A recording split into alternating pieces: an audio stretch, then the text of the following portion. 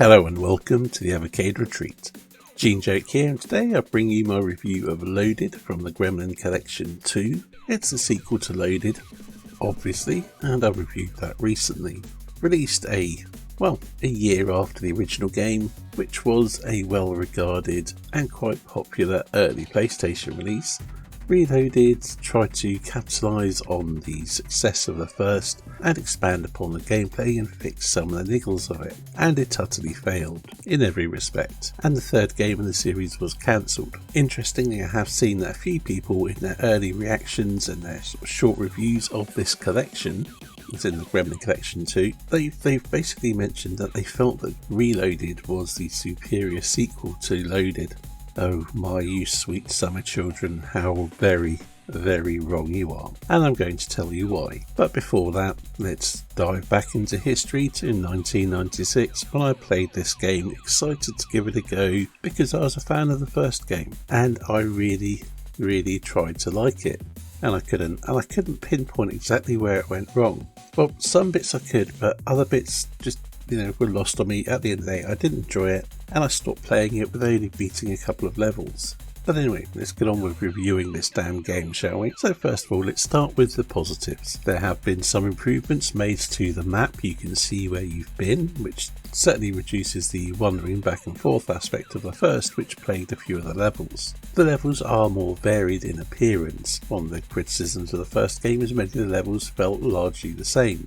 I would also add that as a general rule, the overland levels do look better than they did in the first game. In fact, many of the levels do have some quite interesting looks to them. There's a whole bunch of new enemies, many of which are more projectile based, whereas in the first game most of the enemies just ran at you and that was about it. There's also some attempts to make the gameplay more varied, so it's just not mindless shooting, collecting keys, and basically trying to take it from the tried and tested formula of Gauntlet. There are some puzzles and escort mission things, and there's more bosses. Did I mention that? Not that they vary things up, but there are bosses, more so than in the first game. And yeah, they do really genuinely try and mix things up a bit. Kudos for Gremlin for trying to listen to the feedback from the first game and improve upon it. So this is where we get into the negatives. Because although they tried, they complete and utterly failed, as I mentioned. All the other levels where they try and do something different end up, tedious and about as fun as listening me drone on for ages about this game. Actually, I think it's less fun than that, and I'm making this damn video. Most of the enemies in the first game just charged at you, they didn't take too much damage, and you're killing them endlessly, and it could become a bit much, but there's something satisfying about the carnage. To change things up on this one, as I mentioned, they added enemies with projectile damage, but they also made the melee enemies do far more damage, meaning you want to keep them at a greater distance.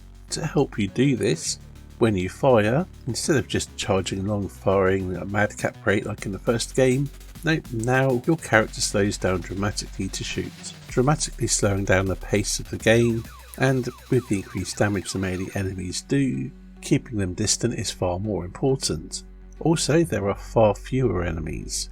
For those that have played most, if not all, of the Evercade games and have played the various carts, think of comparing Gauntlet to Dark Chambers, which a boy and his dog refers to as a stoner version of Gauntlet. There are far fewer enemies, especially on the 2600 version, and that's essentially what Reloaded does, only with more egregious changes. So essentially they've slowed down the madcap action of the first one and made it more tedious. On top of that, there are plenty of new enemies, but most of them don't look particularly impressive. In fact, some look pretty awful and basic, and blend in with the scenery, especially on the earlier levels. And also with the increased diversity in levels, the addition of puzzles and so on and so forth. Many of the levels don't even have that many enemies, and you're just wandering around, trying to find your way or solve the puzzles, and it makes it even more tedious. And those bosses they added, for the most part they kind of suck as well. The levels are more open as a whole, more outdoorsy, and there's a cost to that. One may be the enemy count, but also to the performance. And there's fewer lighting effects as well. and they do look more detailed than the outdoor areas of the first game, but I said the performance just isn't there. It runs worse than the first game, even with it being a slower paced game.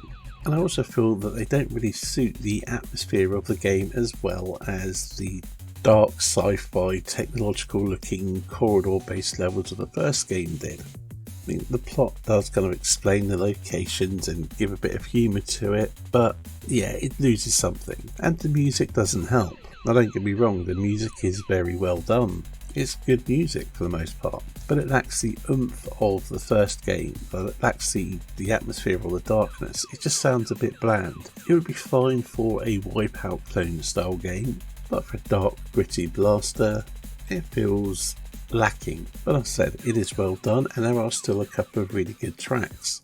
I'm sure there are other negatives, but right now I can't think of what they are. So let's go into some of the other things about the game. The plot does continue from the first game. Fat ugly boy he ejected his brain, cybernetic brain thing at the end of the first game.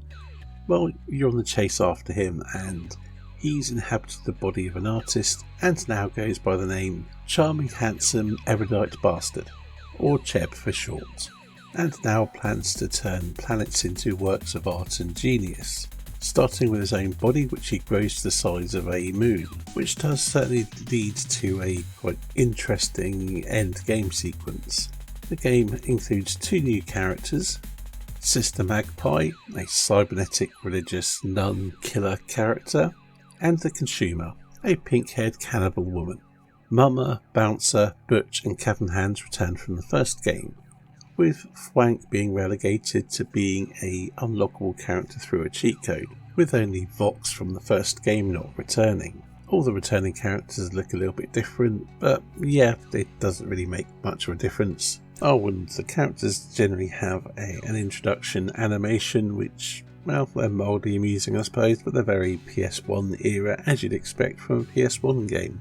So all in all, Reloaded is a failure of a sequel that disappointed me back in the day, and now I can say it still disappoints me. It's not completely worthless, there is some entertainment value to be had, but it's just nowhere near as good as the first. But I am glad it was included on this collection and is on the Evercade just for completion's sake.